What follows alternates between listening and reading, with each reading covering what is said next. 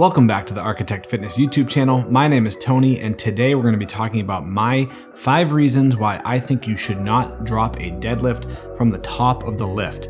Now, if you don't know what I'm talking about, there's a small trend in the fitness community where when people are performing a barbell deadlift, instead of just returning the bar to the floor under control with their hands on the bar, they will simply just let go of the bar from the top of the lift.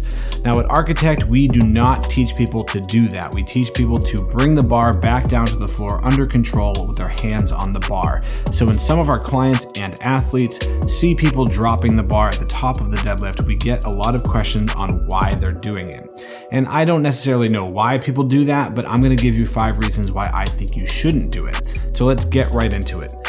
The first reason why I think you shouldn't drop your deadlift is eccentric training and building eccentric strength. Now, every muscle has 3 actions when it's going through a range of motion. The first is the concentric phase, and that's when the muscle is contracting and you are lifting the weight away from the earth. There's also the eccentric phase, which is when your muscle is lengthening and you're lowering the load back down towards the ground. And you're not just letting it free fall, your muscle is still working, even though it's not contracting, it's yielding against that weight to slowly lower that weight back down. And there is a third muscle action, which is isometric, and that is the very brief split-second pause in between the eccentric and concentric. You almost can't even see it, but there is a moment where the forces of the 2 other phases are canceling each other out and there's a brief pause in the movement. But we're talking about the eccentric strength, and the deadlift, this would be the phase when you're putting the bar back down. Now, when you see people do this, when they drop the bar from the top of the deadlift, it's usually either on a 1 rep max, so they're doing a really heavy single rep, or at the end of a high rep set. So let's say they do a set of 10, and on that 10th and final rep, they drop the bar from the top. So you might be asking, okay, is it really that big of a deal if you're just skipping that eccentric phase 1 time? And I think that's a valid question, but there's something I want you to consider, which is if we can get stronger by doing 1 rep max concentric lifts, then we can also get stronger by doing 1 rep max eccentric lifts. And in fact, when most people think about strength training and lifting weights, they really only think of the concentric phase. They're very passive in that eccentric phase. And what happens is people's eccentric strength doesn't get developed as much as their concentric strength. So you're really missing out on building that eccentric strength, especially in those heavier rep ranges if you're always dropping the bar. And even if it's just 1 rep at a time, that does add up if you're doing that week after week and workout after workout. Now, if you want to know a little bit more about eccentric strength, we've written quite a bit about this, and a big way to train it is through tempo training, where you actually assign a specific amount of time to that eccentric phase. And if you want to see eccentric strength at work, that would be a football player making a really fast cut on the field, or a basketball player faking somebody out of their shoes, or if you've ever seen a gymnast stick a perfect landing, that is all eccentric strength at work. All right, here's our second reason why I don't think you should drop your deadlifts, and that's because it's not allowed in competition. In the sport of powerlifting, athletes compete in the squat, bench press, and deadlift, and in the deadlift, they must return the bar to the floor with both hands on the bar and maintaining control. Now, you might be thinking, I don't compete in powerlifting, why would I care about that? And that is a great question. I think it's important to maintain standards in your training just to make sure that you're getting quality workouts and you're not cutting any corners. And using a competition standard is just a sensible and easy benchmark to use for that. We also have a lot of clients that join the gym that don't plan on competing, but then eventually do make that transition. So if you're already training to a competition standard, which is a high standard to achieve, it makes the transition a lot easier. All right, now for the third reason why I don't think you should drop your deadlift, and that is time under tension. You will sometimes see this written as TUT or TUT. Time under tension is exactly what it sounds like. It is the length of time a load is placed on your muscles. The longer the time under tension, usually the better results as far as strength and muscle size are concerned. Now, when you drop your deadlift from the top, you are literally cutting that time under tension in half. And as we talked about before, it might not seem like a big deal for a single rep, but when you're talking about maximal loads, you're literally cutting the amount of time you're under that maximal load for in half, and therefore probably getting half the result from that maximal load lift.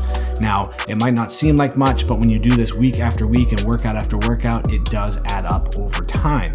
And we might be talking about a 1% difference, but over a year's time, wouldn't you like to be 1% better? Wouldn't you like to be 1% stronger or 1% leaner? Or imagine if someone said, hey, I'm gonna give you a 1% raise, you probably wouldn't say no to that.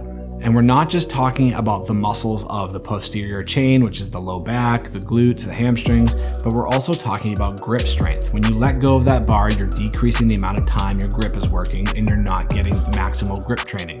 And grip strength is a limiting factor for a lot of people in the deadlift. Okay, now for the fourth reason why I think you shouldn't drop your deadlifts, and that is for safety. Now, normally you would think that safety would be a little bit higher on a list like this, but honestly, I don't think it's super dangerous to drop the bar, but because there really is no advantage to dropping the bar, safety is on the list, but just not the top.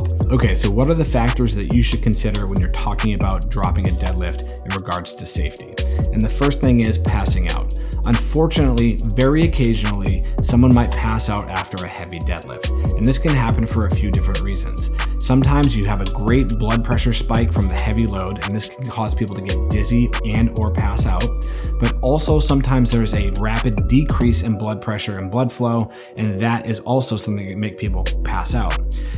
If you're going to pass out, which I hope you don't, I think it would probably be better to do it when you're bent over putting the bar back on the floor. That way, if you do fall over, you have less of a distance to fall. If you let go of the bar and then you have that syncope and you pass out, you're going to fall from a high standing position, which is a much more dangerous place to fall from. Now, I don't have any data to back this next point up, but it does seem like if you were to just let go of the bar and rapidly change that strain to relaxed state, it would increase your chances of having a drastic change in blood pressure and then possibly passing out. There are some other safety considerations when talking about dropping deadlifts. Anytime you can avoid free falling weight, I think you should. And a lot of people point to Olympic style weightlifters who snatch and clean and jerk and drop the bar from overhead and say, well, if they can do it from overhead, it's safe to do it from a deadlift. And the thing about dropping a snatch or clean and jerk from overhead is it is dangerous, but it's more dangerous to try to slowly lower those heavy weights from overhead back to the floor. So while we might not want to have to drop the bar, it is the safer of the two options. The same cannot be said about deadlifting. The safer option, without a doubt, is to just gradually and under control place that bar back on the floor. I've also seen situations where people have dropped deadlifts and there's been loose plates or discs on the floor and the bar ricochets off of those into somebody's legs, into a squat rack to damage it, or into a wall and puts a hole in the wall. So there really is no good reason to drop the bar, so you might as well take the safer option and slowly put it back on the ground.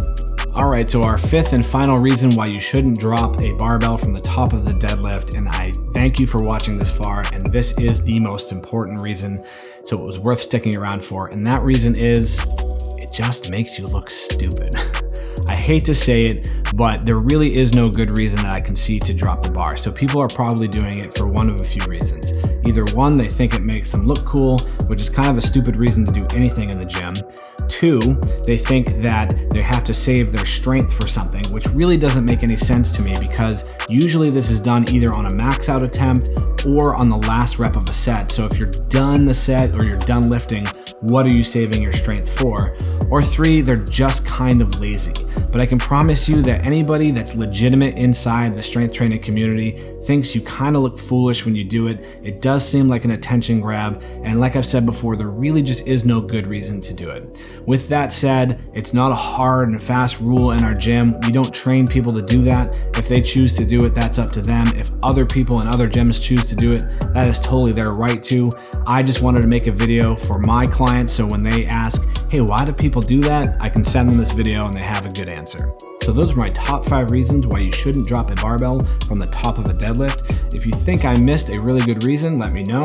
If you have a great reason for dropping the bar at the top of the deadlift, let me know. I have yet to hear a convincing argument, but I am open to hearing one, so please post it in the comments below. Thanks so much for watching. I'm Tony for Arkitect Fitness, and we'll catch you next time.